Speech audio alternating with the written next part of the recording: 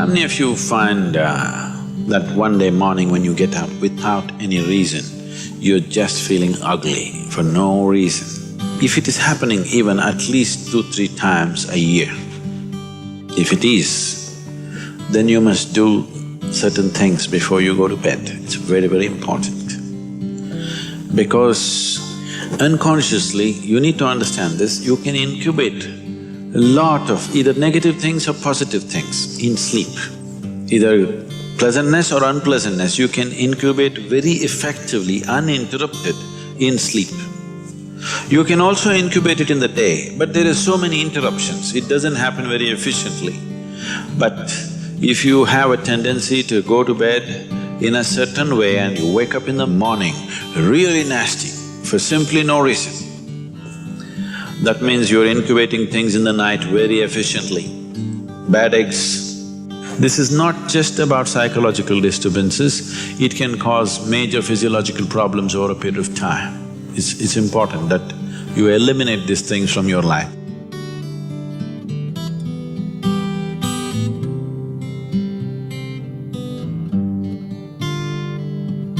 So, before you go to bed in the night, there are certain things that you need to take care of.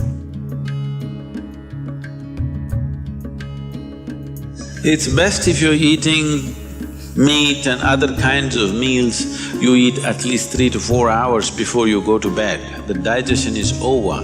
Before going to bed, drink a certain amount of water and go to bed. You will see it gets taken care of just like this. One simple thing can be just a shower. Always to shower before go to bed, it'll make a lot of difference. In this weather, maybe cold showers are difficult, so you go for lukewarm showers, don't go for hot showers in the night. Go for lukewarm showers, it makes you alert. So you will think, oh, I cannot sleep. It doesn't matter, you will sleep 15-20 minutes or half an hour later, but you will sleep better because it will take away certain things. When you shower, it is not just the dirt on the skin that you're taking away. Have you noticed if you're very tense and anxious, whatever, just a shower, you came out, it feels like almost the burden has been taken away from you? Have you not noticed this? So it's not just about washing the skin, a whole lot of things happen when water flows over your body.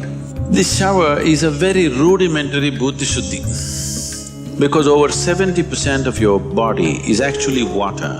If you run water over it, a certain purification happens, which is beyond cleaning the skin.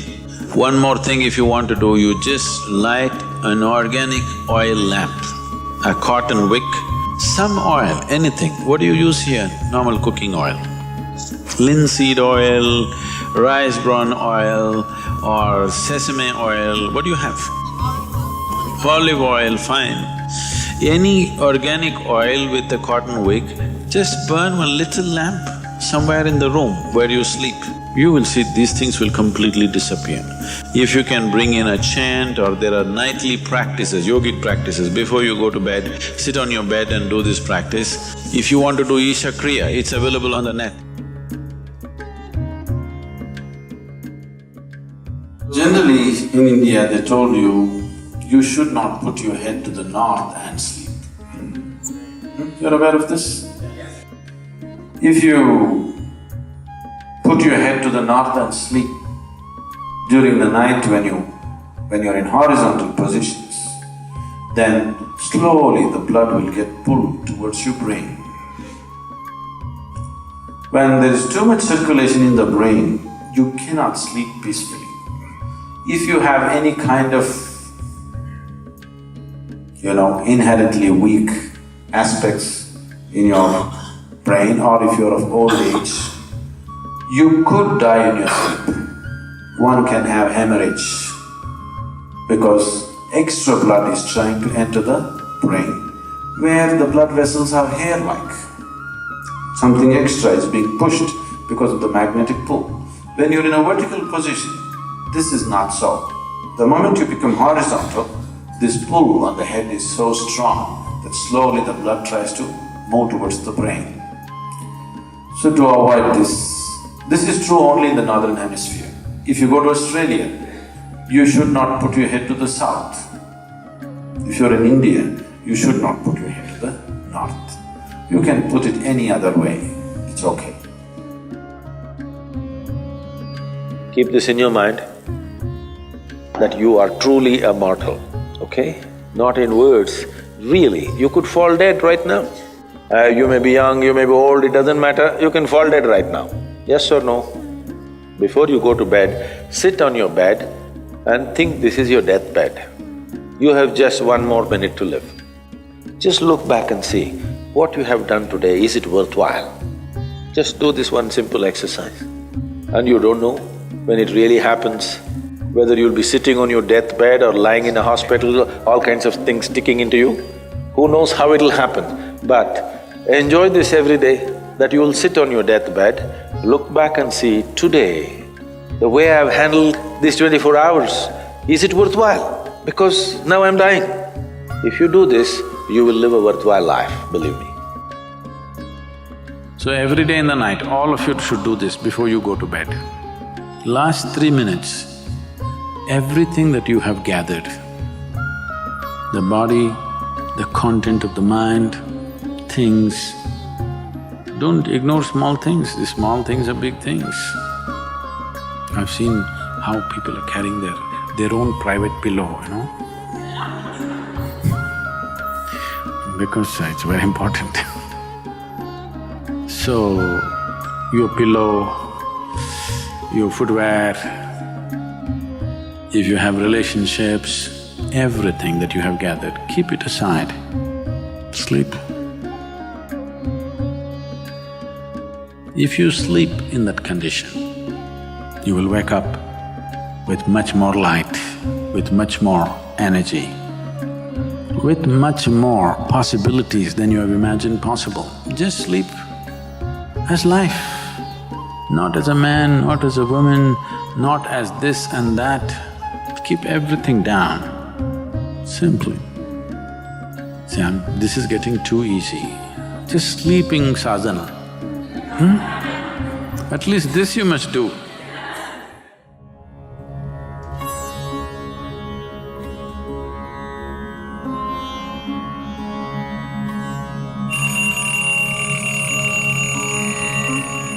So what kind of sounds come awake to will determine the context of the day and the future of your life in many ways.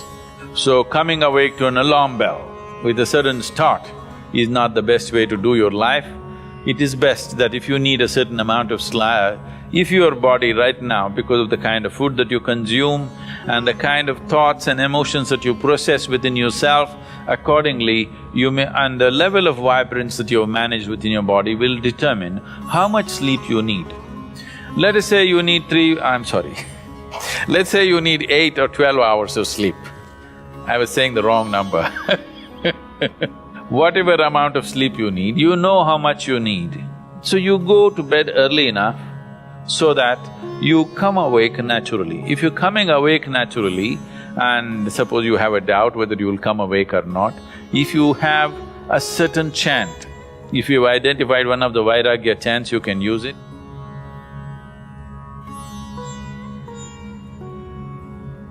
Physiologically, one important aspect of you is your heart, the pumping station for your blood circulation, which pumps life across the body. If this one thing doesn't happen, nothing happens. This starts from left side.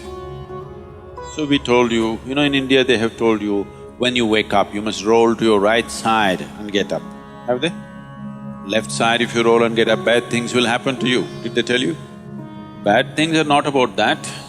When you're in a certain state of relaxation, when the body is in a relaxation, the metabolic activity is low. When you get up, there is a certain surge of activity. That's why they told you in India, see, all these things are built into your life which you're throwing away. The whole science of living has been built into your life. They told you in the morning before you wake up, you must rub your hands together and see like this, Not see like this, you must place it upon your eyes. You do this, you will see God. not about seeing God. If you rub these two things together, all the nerve endings, there's a heavy concentration of nerve endings in your hands. If you do this, the system comes awake immediately. You're feeling asleep, you're feeling sleepy, just do this and see. Everything comes awake.